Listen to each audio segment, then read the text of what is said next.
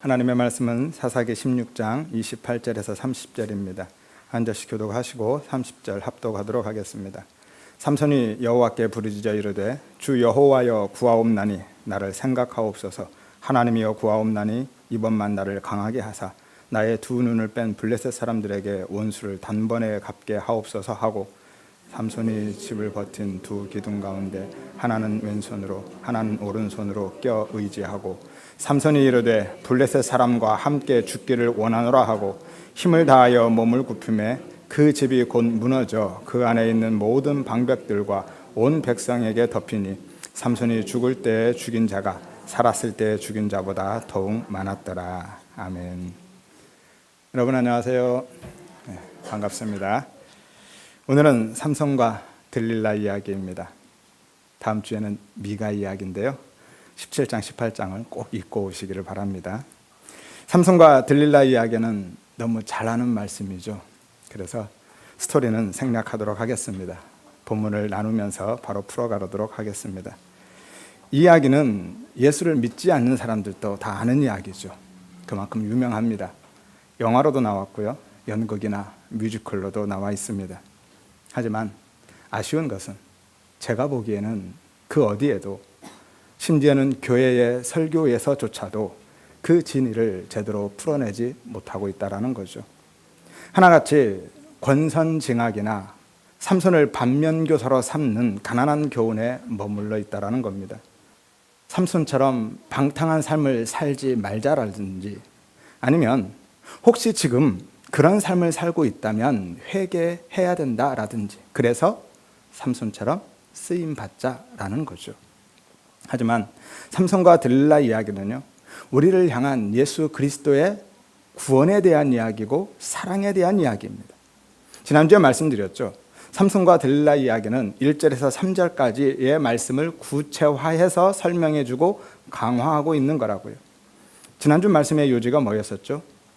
삼손으로 모형된 예수님이 블레셋으로, 세상으로 살고 있는 우리를 뽑아서 세상에서 그렇게 분리해서 헤브론으로, 가나안으로, 하나님의 언약 백성으로 옮겨주셨다라는 거였죠.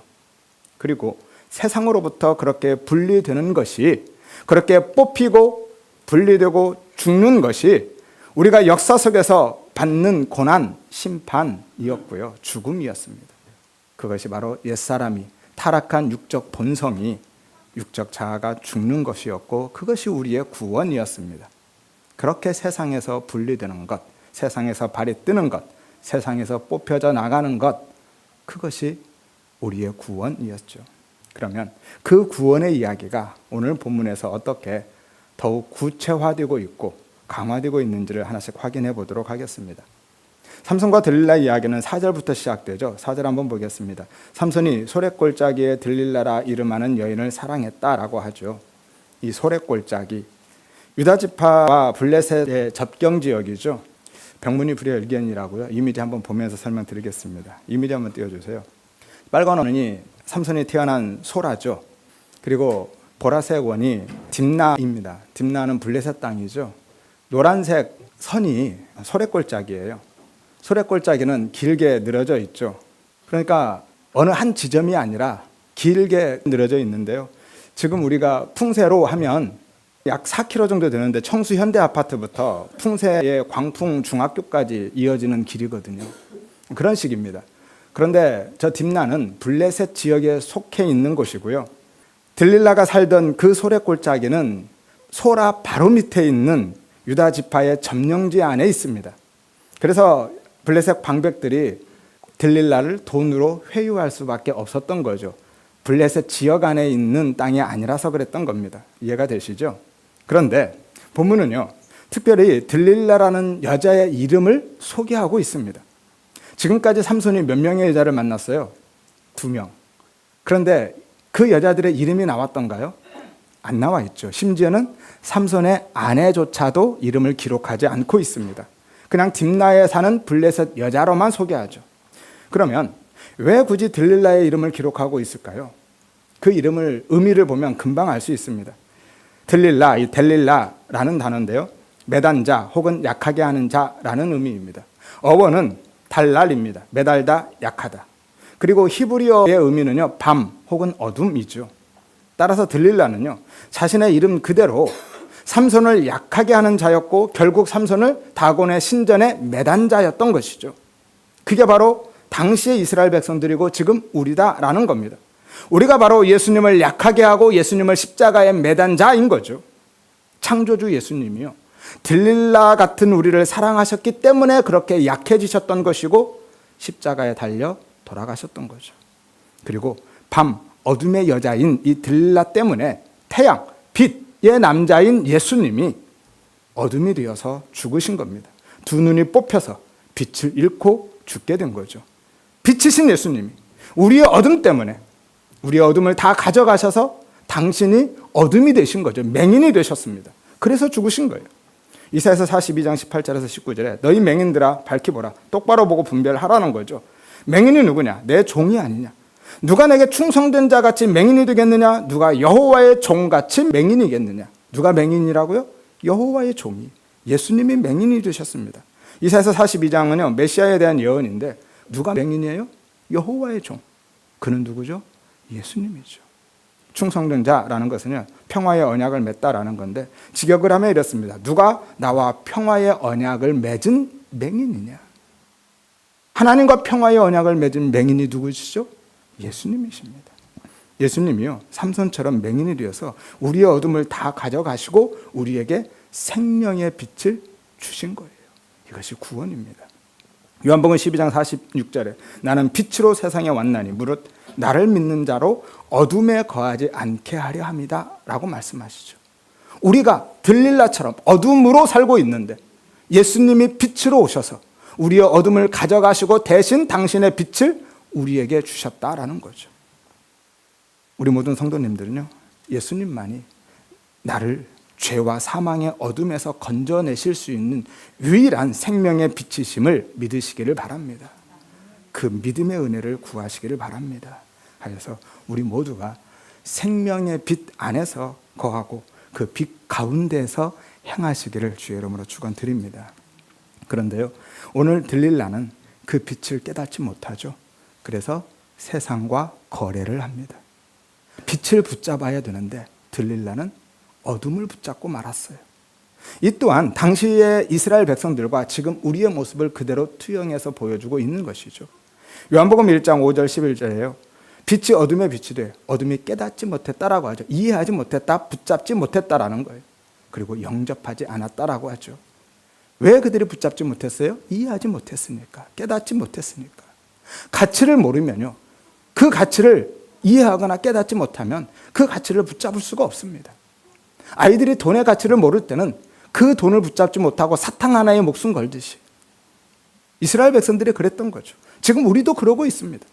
예수가 내게 생명으로 여겨지지 않으면, 예수가 내 삶의 복으로 여겨지지 않으면 우리는 예수를 붙들 수가 없고요 내가 복으로 생각하는, 내가 생명처럼 여기는 다른 무엇을 붙들고 살 수밖에 없는 거죠. 오늘 들릴라가 그랬던 거예요. 그래서 5절에 블레셋 방백들이 들릴라에게 힘의 근원을 알아오라고 하자 들릴라가 목숨 걸고 그 힘의 근원을 캐냈던 겁니다. 삼손은요 네피림 족속이 아니죠. 아낙작손의 후손이 아닙니다. 골리앗처럼 그렇게 거인이 아니라는 거예요. 보통 사람과 똑같은 사람입니다. 그런데 그가 그렇게 힘이 세다라는 것은 블레셋 사람들이 볼 때는 뭔가 다른 비밀이 숨겨져 있다라고 생각할 수밖에 없었던 거죠. 그래서 들릴라에게 그 비밀을 알아오라라고 요구했던 겁니다. 그리고 그 블레셋 사람들의 방백들이 다 올라왔던 겁니다. 5대 도시의 방백들, 그 성읍의 군주들이 5명이 다 올라왔어요. 그런데 얼마를 들릴라에게 제시하죠? 각 은 1,100개. 합치면 5명이 올라왔으니까 5,500개죠. 5,503개입니다. 그 돈이 얼마나 드는지 아셔요? 제가 이런 걸 보면 이과 기질이 발동해서 그냥 넘어가지를 못합니다. 꼭 계산을 해보게 되는데요. 은 한 세겔은요, 은 한 개는 일반적으로 4개의 데나리온입니다. 4데나리온이에요. 한 데나리온은 잘 아시다시피 일반 노동자의 하루 품삯이죠. 그럼 얼마입니까? 얼른 계산해 보세요. 5,500 곱하기 4 곱하기 1당 한 20만 원 잡을까요? 여자분들은 조금 적을 수도 있겠지만 20만 원 잡으면 얼마예요? 44억입니다. 적은 돈 아니죠? 서민들은요, 평생 한 푼도 안 쓰고 다 모아도 그 돈 모으기 힘듭니다. 모으기는 고사하고 구경조차 하기 어려운 돈이죠. 혹시 44억 내 통장에 한 번이라도 찍혀본 적 있으신 분? 적은 돈 아닙니다. 그런데요, 그건 신약의 기준이고요. 당시에는 돈의 가치가 훨씬 컸습니다. 한 장만 넘겨보면 17장에 미가가 개인 제사장을 고용하면서 얼마를 제시하죠? 숙식 제공하고 은 10개입니다. 그리고 옷 한 벌이에요. 은 10개, 은 13개래죠. 월급이 아니라 연봉으로 제시한 겁니다. 그러면 40데나리온이 되겠죠. 1년에 40데나리온 맞는 겁니다. 숙식비 그리고 옷값까지 포함해서 넉넉히 잡아도 이 시대는 신약시대보다 최하 5배 이상 더 가치가 있었다라는 거예요. 그럼 얼마예요? 44억의 5배 이상이면 200억이 넘어가죠. 방백들이 한 사람당 50억씩 내놨던 거예요. 그만큼 삼손이 블레셋에게 큰 위협이 되었던 거고요. 그래서 돈이 문제가 아니었던 겁니다. 잘못하면 나라에 존폐가 걸린 문제이기 때문에 그들은 최대한 많이 해서 들릴라를 유혹했던 거죠. 아무튼 그러니 들릴라가 그 제안을 뿌리칠 수 있겠습니까?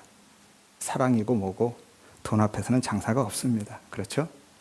세상에 돈으로 안 되는 게 있나요? 있어요, 없어요? 있다고 하겠죠. 있다고 하겠죠.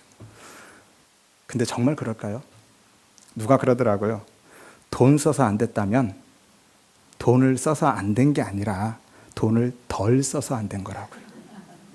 정말 돈을 많이 쓰면 안 되는 일 없다라는 거예요. 이게 세상이죠. 힘의 논리로 사는 세상입니다. 여러분 같으면 거절하겠습니까? 200억 이상 준다는데 절대로 포기 못하죠. 쉽지 않습니다. 그 돈이면요 나라도 팔아먹어요. 나라. 저 이야기하는 게 아니라 국가를 팔아먹을 수 있다는 거예요. 이완용이 나라 팔아먹고 받은 돈이 얼마인 줄 아세요? 당시 돈으로 15만 원입니다. 지금 시세로 하면 최대한 많이 봐줘도 150억밖에 안 돼요. 그 돈 받고 나라 팔아먹은 거예요. 우리도 마찬가지죠. 작은 이익이나 손해는 쉽게 포기하고 별 고민 없이 받아들일 수 있습니다. 하지만 절대적인 이익과 극단적인 손해 앞에서는 절대로 자신을 포기할 수 없어요. 항상 나를 선택하게 되어 있습니다. 조금 이따 보시겠지만 베드로조차도 그랬어요. 예수님의 수제자였던 베드로조차도 예수님 부인하고 예수님 배반했죠. 하나님의 은혜가 아니면요 누구도 자신을 포기하고 하나님을 선택할 수가 없습니다. 그래서 은혜가 필요한 거예요. 하나님의 은혜가 가입된 만큼만, 딱 그만큼만, 은혜만큼만 포기가 가능한 거예요. 내 의지와 열심으로는 되지 않습니다. 일전 강점기 시절에 거의 모든 교회들이 그래서 신사 앞에 엎드렸던 겁니다. 목사들이 앞장섰죠. 그래서 우리가 세상과 거래하면서 수시로 예수를 부인하고 배반하고 팔아먹고 십자가에 내어주면서 살고 있는 거예요. 들릴라를 한번 보세요. 그때부터 삼손의 목을 조르기 시작하죠. 그 힘의 비밀을 알려달라고. 그게 지금 우리 모습인 거죠. 내 모습인 겁니다. 그래서 알려줬더니 삼손이 알려준 그 방법대로 삼손을 묶어놓고 미리 매복한 블레셋 사람들을 불러들이는 겁니다. 그것도 3번씩이나. 물론 삼손이 진짜를 알려주지 않았기 때문에 번번이 실패했죠. 그래서 들릴라가 마지막으로 비장의 카드를 꺼내죠. 무엇을 꺼내요? 사랑. 15절을 보세요. 당신의 마음이 내게 있지 아니하면서 당신이 어찌 나를 사랑한다 하느냐. 나 사랑한다고? 거짓말하지 마. 나한테 매번 거짓말했잖아. 그거잖아요. 삼손이 자기를 사랑하는 걸 알았기 때문에 그걸 이용하는 거죠. 그래서 날마다 삼손을 괴롭힙니다. 한마디로 달달 볶았던 거예요. 16절을 보세요. 날마다 그 말로 당신 정말 나 사랑해? 라는 거죠. 그런데 왜 안 알려줘? 그 말로 그를 재촉하여 졸음에 삼손의 마음이 번뇌하여 죽을 지경이라. 이 재촉하다라는 거 강요하다, 억압하다, 압축하다, 괴롭히다라는 거예요. 번뇌하다라는 것은 원래 의미가 자르다라는 거. 이 단어는 언제 쓰냐면요, 이 심근이, 심장의 근육이 경색되어서 심히 답답하고 견딜 수 없는 고통을 표현할 때 쓰는 단어가 이 단어이거든요. 번뇌하다. 그리고 죽을 지경이라는 것은요, 죽음을 향하여 있다라는 거예요. 죽을 만큼 괴롭고 아팠다라는 거죠. 왜죠? 삼손이 그만큼 들릴라를 사랑했으니까요. 알려줄 수도 없고 안 알려줄 수도 없고, 안 알려주면 내 사랑이 거짓말이라고 그러고, 알려주면 내가 죽을 것 같고. 그래서 삼손이 어떻게 해요? 결국은 죽음을 선택하죠. 제가 예전에 이 본문 보면서 너무 답답하고 막 화도 나고 그랬었는데요, 생각해 보세요. 처음에 한 번은 그럴 수 있어요. 몰라서 그랬다 쳐요. 그런데 삼손이 바보는 아니잖아요. 어떻게 3번씩이나 똑같이 속을 수가 있죠? 그러고 나서 또 알려주잖아요. 어떻게 그럴 수가 있을까요? 들릴라가 자신을 블레셋 사람들에게 넘길 것을 삼손이 몰랐을까요? 알고 있었죠. 매번 그랬으니까. 에이, 설마 또 그러겠어. 그렇게 순진한 생각을 하고 알려줬었겠습니까? 삼손이 다 알고 있었어요. 그런데 어떻게 자신의 진짜 비밀을 알려줄 수 있느냐라는 거예요. 삼손이 왜 그랬을까요? 제가 보는 주석에서는 그러더라고요. 그대로 읽어드리겠습니다. 욕정의 눈이 멀어서 냉철한 판단력이 흐려졌다. 정말 그랬을까요? 삼손이 욕정의 눈이 멀어서 판단력이 흐려졌던 걸까요? 그만큼 삼손이 바보예요. IQ 100이 안 돼도요, 그런 것쯤은 다 압니다. 제가 보는 주석이 허접한 주석이라서 그런 게 아니고요, 제가 보는 주석은 정말 좋은 주석으로 정평이 나 있는데도 그렇더라고요. 왜 그럴까요? 이게 성경을 예수로 보지 않는 한계인 거예요. 예수로 보지 않으면요, 달리 설명할 길이 없거든요. 삼손이 정말 바보가 아닌 이상 들릴라의 의도와 목적이 무엇인지, 자신의 그 비밀을 알려주면 자신이 어떻게 되는지를 왜 모르겠어요? 실제로 블레셋 사람들이 자기 잡아가려고 3번이나 들이닥쳤는데요. 그럼 정말 왜 그랬을까요? 이유는 하나밖에 없죠. 뭐예요? 뭐죠? 사랑했으니까. 정말 그만큼 사랑했던 거예요. 내 목숨보다 더. 그래서 스스로 죽음을 선택한 겁니다. 죽을 줄 알면서도 알려준 거예요. 3번씩이나 배반당하고 목에 칼을 들이댄 그 들릴라를 위해서 스스로 죽는 길을 선택했다라는 것이죠. 이것이 바로 우리를 위한 예수님의 선택인 것이고요, 우리를 향한 예수님의 사랑임을 믿으시기를 바랍니다. 신약에서도 똑같은 일이 벌어지죠. 언제요? 베드로. 예수님이 베드로에게 그랬죠. 야, 네가 오늘 밤 3번 나를 부인할 거야. 베드로가 뭐라고 합니까? 무슨 말씀이에요? 내가 주와 함께 죽을지언정 절대로 배반할 일은 없습니다. 큰 소리치죠. 그런데 어떻게 됐어요? 예수님이 말씀하신 대로 닭 울기 전에 3번 정확히 부인하죠. 그 베드로가 지금 우리인 거예요. 나인 겁니다. 우리가 그렇게 날마다 수시로 예수님을 부인하고 배반하고 살아가고 있는 거예요. 그런데 예수님은 그 모든 것을 다 아시면서도 십자가를 선택하신 것이죠. 로마서 5장에 이렇게 말씀하죠. 우리가 연약할 때, 죄인 되었을 때, 심지어 원수 되었을 때에 예수님이 우리를 위해서 죽으셨다라고요. 이것이 예수님의 사랑인 거예요. 우리가 죄인 되고 하나님과 원수 된 것을 아시면서도 우리를 위해서 죽으신 거죠. 예수님이 다 하셨습니다. 그래서 삼손처럼 고민하시기도 하셨죠. 마태복음 6장 38절 39절을 보세요. 예수님의 겟세마네 기도인데요, 내 마음이 매우 고민되어 죽게 되었다라고 하죠. 예수님의 마음이 매우 고민이 되었습니다. 오늘 본문과 똑같죠. 16절에 삼손의 마음이 번뇌하여 죽을 지경이라. 예수님이 그러셨어요. 그래서 예수님이 얼굴을 땅에 대고 엎드려 기도하셨습니다. 얼굴을 땅에 대고 엎드렸다는 것은 그만큼 간절했다는, 간절함의 표현이죠. 그만큼 간절하고 철실하게 예수님이 기도하셨어요. 내 아버지요, 만일 하실만 하시거든, 다른 방법이 있다면 이라는 의미예요. 정말 다른 방법이 있다면 제발 이 잔은 내게서 지나가게 해주십시오. 내가 그 십자가의 잔만큼은 받지 않도록 해주세요 라고 기도하셨던 거예요. 예수님도 우리와 똑같은 사람이셨거든요. 오늘 삼손이 그렇게 고민하고 있었던 거예요. 예수님이 그래서 죽을 만큼 괴롭고 힘드셨던 겁니다. 할 수만 있다면, 정말 다른 방법이 있다면 그 십자가의 잔만큼은 마시고 싶지 않으셨던 것이죠. 하지만 그럴 수 없다는 것을 아셨기 때문에, 그 방법밖에는 없다는 것을 아셨기 때문에, 아버지, 나의 원대로 하지 마시고 아버지의 원대로 해주십시오 라고 기도하셨던 거예요. 삼손처럼 스스로 죽음을 선택하셨던 거죠. 왜죠? 그래야 들릴라로, 어둠으로 살아가고 있는 우리에게 그 생명의 빛을 주실 수 있으니까. 그래서 삼손이 두 눈이 뽑히고 죽은 겁니다. 예수님이 날 때부터 맹인된 우리의 어둠을 그렇게 가져가셔서 맹인이 되신 거예요. 그래서 죽으신 겁니다. 그리고 우리를 먹이시기 위해서 맷돌을 돌리셨죠. 당신 자신을 갈고 계셨던 겁니다. 그래서 친히 우리의 양식, 생명의 떡이 되어주신 거예요. 예수님은 그렇게 우리에게 자신의 살과 피를, 당신의 생명을 갈아먹여서 살리신 거예요.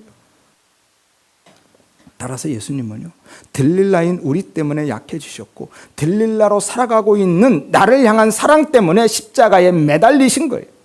들릴라, 매단 자, 약하게 하는 자, 어둠이라고 그랬죠. 우리가 바로 그 어둠이고, 우리가 바로 예수님을 약하게 하고 십자가에 매단 자라는 겁니다. 그러니까 삼손 이야기는요, 욕정의 눈이 먼 바람둥이 남복군 이야기가 아닌 거예요. 우리를 향한 예수 그리스도의 지칠 줄 모르는 사랑, 당신의 생명과 바꾼 그 사랑, 십자가 구원에 대한 이야기인 거죠. 성경을요, 제발 전래동화처럼 보지 마시고 이솝 이야기처럼 읽지 마시기를 바랍니다. 예수로 보시고 십자가로 읽으시기를 바랍니다. 성경에서 제발 인류와 도덕적인 교훈이나 삶의 처세에 대한 방법을 배우려 하지 마시고, 복받는 비결을 찾지 마시고, 그래서 인본주의적인 성화론 그 행위만 붙들고 살지 마시고, 예수를 찾고 예수를 배우고 그 사랑과 은혜를 붙들고 사시기를 바랍니다. 아무튼 그래서 삼손이요, 다곤 신전에서 블레셋 사람들과 함께 죽는 거예요.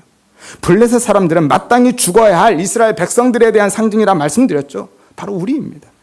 그래서 예수님이 십자가에서 그렇게 마땅히 죽어야 할 우리와 함께 죽는 거예요. 내가 되어서 죽는 겁니다. 그게 우리의 구원인 거죠. 30절을 보세요. 삼손이 이르되 블레셋 사람들과 함께 죽기를 원하노라 하고 힘을 다하여 몸을 굽히매 그 집이 무너져 그 안에 있는 모든 방백들과 온 백성들에게 덮이니 삼손이 죽을 때 죽인 자가 살았을 때 죽인 자보다 더 많았다라고 하죠.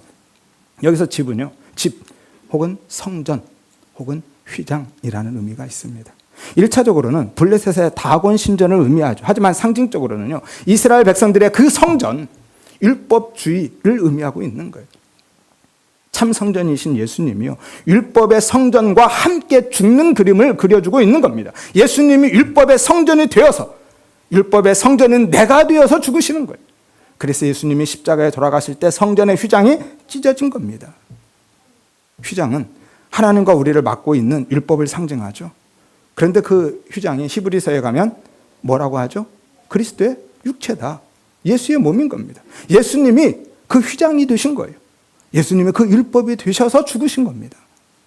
예수님은 그렇게 자신의 죽음으로 블레셋으로, 율법의 성전으로 살고 있는 우리의 옛사람을 죽이시고, 우리의 옛사람과 함께 우리가 되어서 죽으시고, 그래서 우리를 참 성전인 당신과 연합시켜서 새로운 생명으로 살려내시고 우리를 새 성전이 되게 하시는 거예요. 로마서 7장 2절에 남편 있는 여인이 그 남편 생전에 법으로 그에게 매인바 되나 만일 그 남편이 죽으면 남편의 법에서 벗어난다라고 말씀하죠. 예수님이요, 우리의 옛 남편인 율법을 십자가에서 그렇게 죽이신 거예요.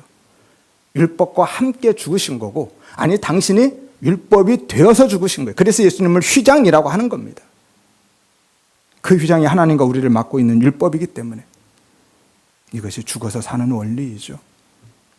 성도는요, 옛사람을 변화시키고 성장시키고 발전시키고 업그레이드해서 사는 것이 아니라 그 옛사람, 타락한 육정 본성은요, 율법주의적인 그 삶과 인본주의적인 삶은요, 예수 안에서 죽는 거예요. 그리고 예수의 생명으로 다시 사는 겁니다. 다른 존재로 사는 거예요.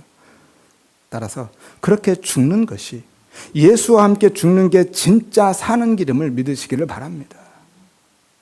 우리의 옛사람, 타락한 본성, 그 육적 자아는 예수와 함께 죽고 새로운 생명, 예수의 부활 생명으로 다시 사는 거예요. 이것이 새 사람이고 새 창조이고요, 십자가를 지는 자기 부인의 삶인 거죠. 그래서 삼손은요, 마지막 힘을 다해서 기도합니다. 어떻게 기도하죠? 뭐라고 기도해요? 제발 살려주세요. 한 번만 더 기회를 주세요. 라고 하나요? 아니죠. 블레셋 사람들과 함께 죽을 수 있게 해달라고 기도하는 거예요. 죽을 수 있는 힘 달라고 기도하고 있는 거예요. 살려달라고가 아니라. 그리고 그것이 진짜 승리인 거죠. 그래서 30절에 삼손이 죽을 때 죽은 자가 살았을 때 죽은 자보다 더 많았다라고 하는 겁니다. 산술적인 비교가 아니라요, 삼손이 죽음으로 완전한 승리를 거뒀다라는 거예요.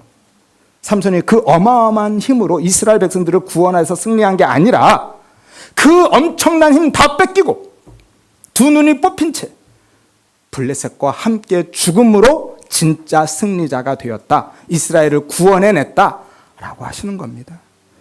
그래서 예수님도요, 물 위를 걷고 오병이어의 기적을 행하시고 죽은 자를 살리는 그 엄청난 능력으로 우리를 구원하신 것이 아닙니다. 예수님은 어떻게 우리를 구원하셨어요?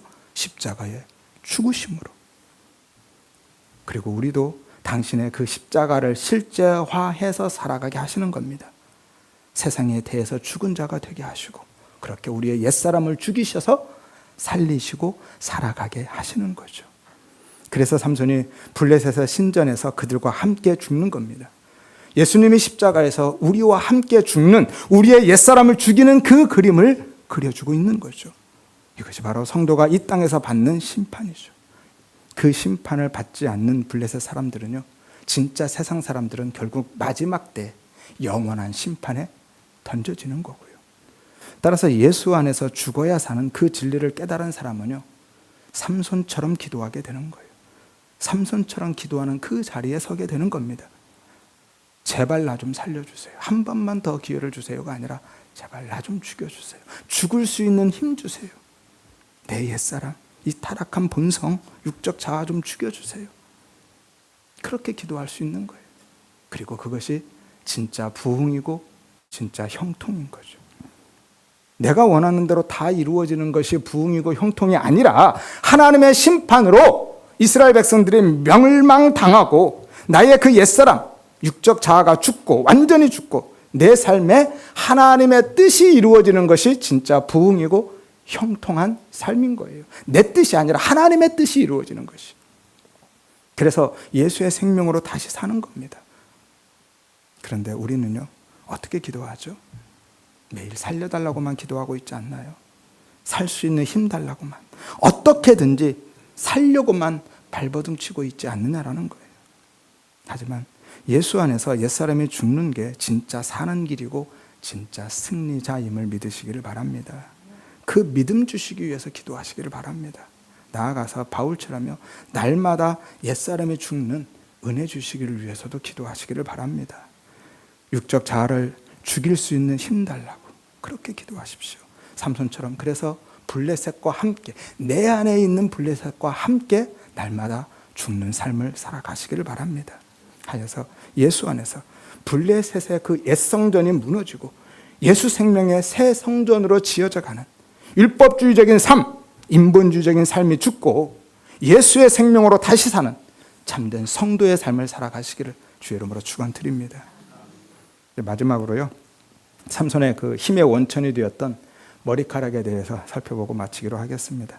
사사기 13장 5절에 보면, 보라, 내가 임신하여 아들을 낳으리니 그의 머리 위에 삭도를 대지 말아라. 이 아이는 태에서 나옴으로부터 하나님께 바쳐진 나실인이 됨이라 라고 말씀하죠. 나실인에 대한 규례는요, 민수기 6장에 자세히 나와 있습니다. 나실인은 크게 세 가지를 금해야 되는데, 술, 시체, 그리고 머리카락 자르는 겁니다. 이발 하면 안 됩니다. 성경에서 술은요, 세상의 기쁨과 즐거움, 행복에 대한 상징이라 말씀드렸죠. 따라서 술을 금하라는 것은 세상의 술이 아니라 예수를 포도주로 마시며 살라라는 거예요. 다시 말해서 세상의 기쁨과 즐거움, 행복을 추구하는 삶이 아니라 예수로 기뻐하고 예수로 즐거워하고 예수로 만족하는, 예수를 포도주로 먹고 살라라고 말씀하시는 겁니다. 그리고 시체는요, 부정함과 죽음에 대한 상징이죠. 생명이 없음에 대한 상징입니다. 생명이 없는 것이 가장 부정한 거거든요. 따라서 시체를 만지지 말라라고 하는 것은 생명이 없는 죽은 삶이 아니라 예수의 생명으로 살라라는 거예요. 죽음과 관계없는 삶을 살라는 겁니다. 새로운 생명으로 나아가는 삶, 진짜 생명을 소유한 자로 살라라는 거예요. 생명이 없는 그 죽은 거에 마음 두지 말라라는 거죠. 그럼 머리카락은요? 성경에서 머리는 예수님의 머리 되심에 대한 상징이라 말씀드렸죠. 고린도전서 11장 3절에 보면 여자의 머리는 남자라라고 말씀하죠. 생물학적인 남자 여자 이야기가 아니고요. 여자, 교회, 성도는요, 성도의 머리는 남자, 예수님이다라는 거예요. 따라서 머리카락 자르지 말라라는 거는요, 예수님이 내 삶의 머리 되신다, 주인 되시고 왕 되신다라는 것을 인정하라는 거예요. 하지만 머리카락을 자르지 않는 것은요, 나실인과 관련해서 보면 훨씬 더 깊은 의미가 있습니다. 혹시 기억하시나요? 13장에서 삼손 이야기 나눌 때 말씀드렸는데요. 이 부분은 그 16장 들릴라 이야기에서 다시 나오니까 그때 가서 자세히 나누겠다 말씀드렸죠. 다 잊어버리셨죠? 감사합니다. 그래서 제가 설교를 계속할 수 있는 것 같아요. 다 기억하시면 참 고민됩니다. 설교하기 힘들 것 같아요. 머리카락 자르지 말라라는 이 나실인의 서원의 더 깊은 의미를 알기 위해서는요, 나실인의 의미부터 살펴봐야 되죠. 나실인의 의미가 뭐였어요? 나실인, 나지르, 구별된 자, 하나님께 드려진 자였죠. 어원이 뭐였습니까? 나자르였죠. 구별하다, 성별하다, 헌신하다, 봉헌하다 였어요. 따라서 나실인의 정확한 의미는요, 구별하여서 하나님께 드려진 자인 거예요. 그래서 대제사장이 머리에 썼던 그 금패를 붙인 거룩한 관이 이 나제르인 겁니다. 같은 단어예요. 나자르의 원형이 나제르죠. 성별, 분리, 봉헌, 나실인이라는 의미입니다. 이미지 한번 다시 주실래요? 예, 이것이 대제사장의 복장인데요. 저 머리에 있는 것이 거룩한 관입니다. 관하니까 우리는 왕관 뭐 이런 거 생각하는데 그냥 모자 생각하시면 될 것 같습니다. 그리고 저 이마에 반짝이는 노란 게 있죠. 예, 금패입니다. 저 금패에 여호와께 성결이라고 써 있어요. 저렇게 코데시 예호바라고 써 있죠. 여호와께 성결. 레위기 8장 9절에 보면 그의 머리에 관을 씌우고 그 관 위 전면에 금패를 붙이니 곧 거룩한 관이라 말씀하죠. 이게 바로 네제르 코데시인 겁니다. 거룩한 관. 그리고 나실은 이 나지르라는 단어에 중요한 의미가 하나 더 있는데요. 깎지 않은 머리털이라는 의미가 있습니다. 그래서 머리를 자르지 않고 기르는 것이 그가 나실인됨의 가장 확실한 외형적인 증거인 거예요. 민수기 6장 7절에 나실은 자기 몸을 구별하여 하나님께 드리는 표가 그의 머리에 있다고 하죠. 머리카락을 자르지 않는 것이 나실인됨의 외적인 증표인 거였죠. 따라서 나실인의 그 자르지 않은 머리카락은요, 기름 부음을 받은 대제사장이 머리 위에 썼던 거룩한 관과 같은 의미인 겁니다. 코데시 예호바, 여호와께 성결, 여호와께 거룩하게 바쳐진 나라는 의미인 거죠. 그래서 대제사장은 그것을 썼던 것이고 나실인은 머리카락을 자르지 않았던 겁니다. 똑같은 의미인 거예요. 대제사장의 관과 나실인이 머리카락을 자르지 않는 의미가 똑같습니다. 그래서 고린도전서 11장에 보면 여자는 머리를 깎지 말고 기르라 라고 말씀하죠. 혹은 머리에 무엇을 쓰라 라고 말씀합니다. 이 쓰다라는 게 덮다, 가리다라는 거거든요. 그리고 여자가 머리를 깎거나 쓰지 않고 덮지 않고 가리지 않고 다니는 것은 부끄러운 거다, 수치다라고 말씀하죠. 그리고 긴 머리가 그 여자의 영광이다라고 합니다. 그래서 천주교에서는 지금도 여자들이 미사 드릴 때 미사보를 쓰죠. 하지만 그것은 성경을 문자적으로 보고 오해하고 곡해하고 있는 겁니다. 지금 이 여자의 문제는요, 생물학적인 여자 이야기하는 것이 아닙니다. 여자는 누구라고요? 예수님의 신부된 교회, 성도, 우리가 여자인 거예요. 그 이야기하고 있는 거예요. 만약에 생물학적인 여자로 본다면, 문자 그대로 여자로 본다면 여기 계신 모든 여자 성도님들은 다 머리에 써야 돼요. 그리고 저렇게 머리 짧게 자르시면 안 됩니다. 그래서 성경을 문자적으로 보면 안 된다라고 하는 거예요.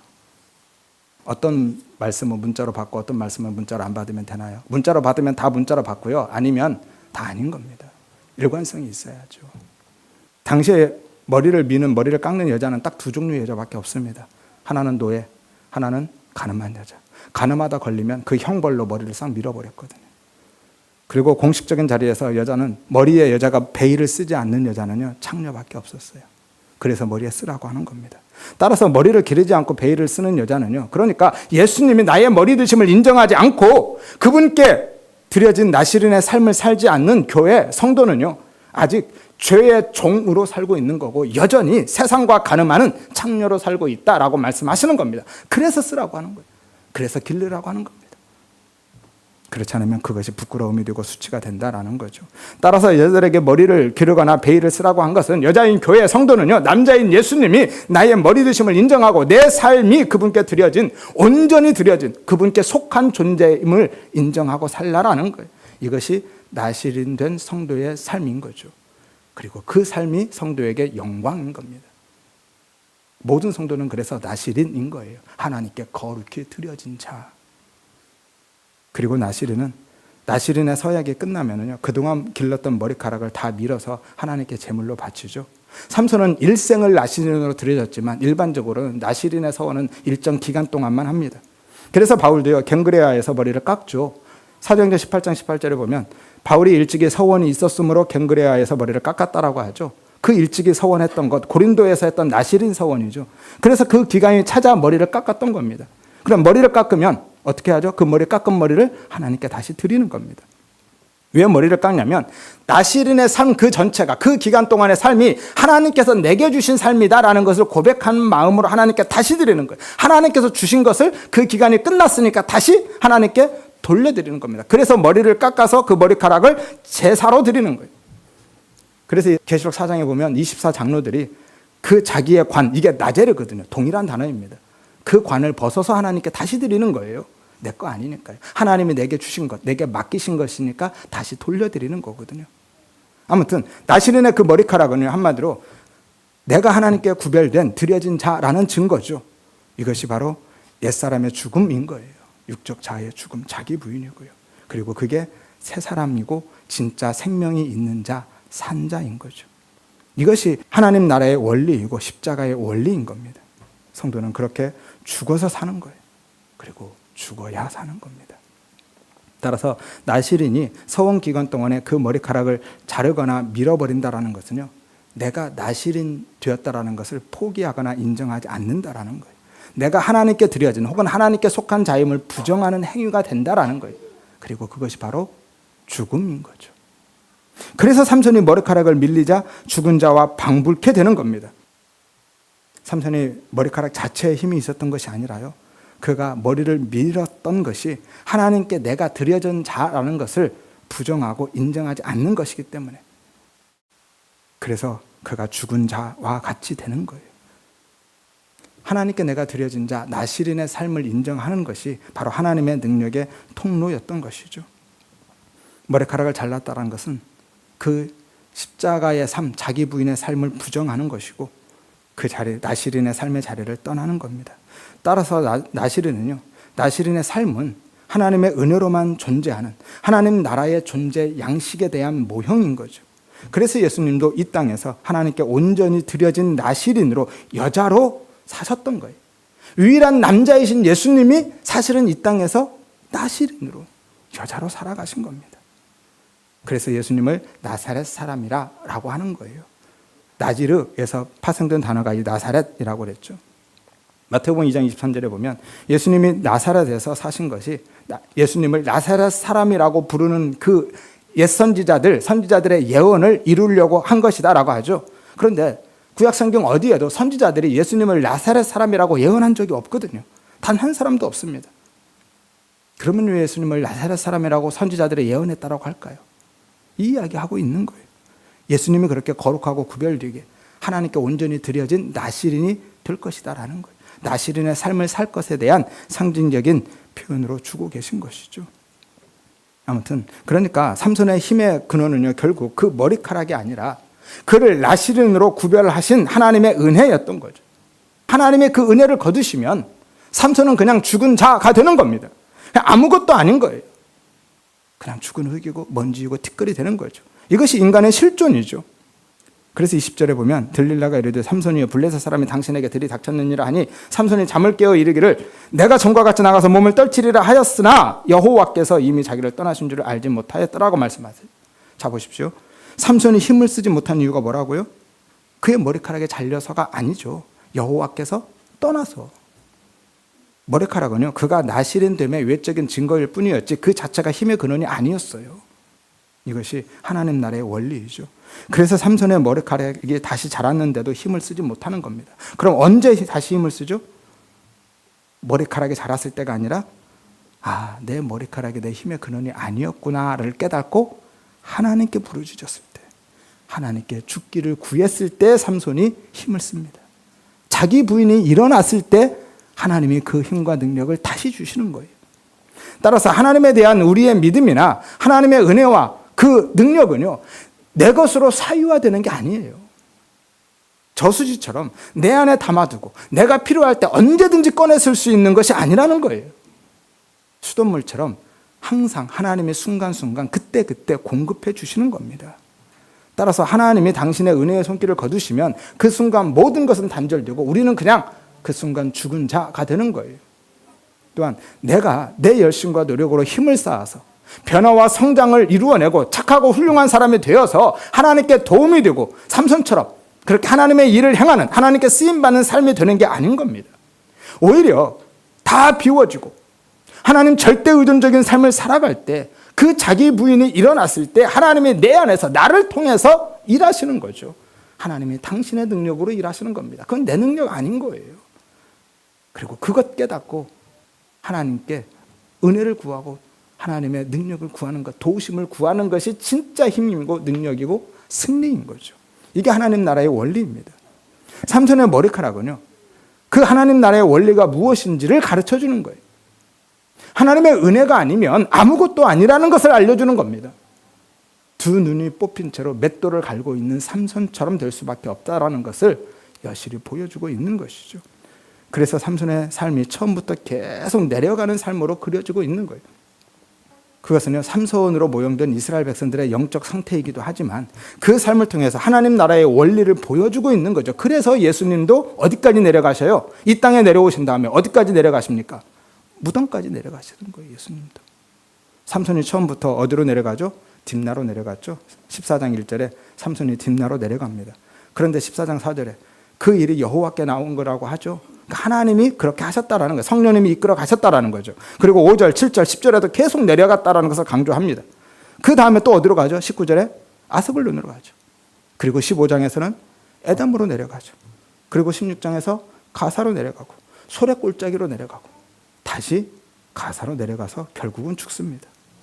이 세상 역사를 살아가는 성도의 삶이 이렇다라는 거예요. 계속 내려갑니다.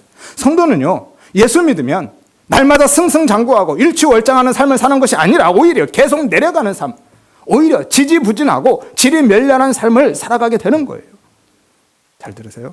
예수 믿는 사람은 다 가난하고 실패한다라는 것이 아닙니다. 예수 믿어도 얼마든지 물질적으로 부자로 혹은 세상적으로 성공한 삶을 살 수 있어요.